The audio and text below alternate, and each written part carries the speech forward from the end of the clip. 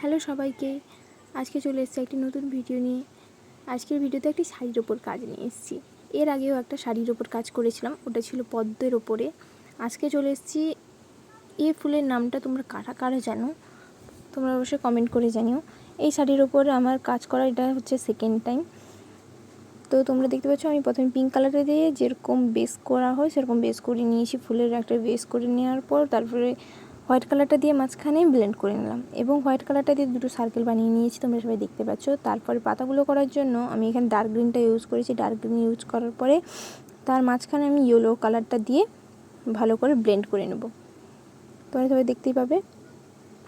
এবার ইয়েলো কালারটা দিয়ে ব্লেন্ড করে নিচ্ছি, কীভাবে দেখো এরকমভাবে ব্লেন্ড করতে হবে এবং যতটা তোমরা পারবে রং কম নেওয়ার চেষ্টা করবে। রং কম নিলে কাপড়ের যে সফটনেসটা ওটা ঠিক থাকবে এবং রং বেশি ইউজ করলে হার্ডনেস হয়ে যাবে এবং কাপড়টা পরতেও কমফোর্টেবল হবে না।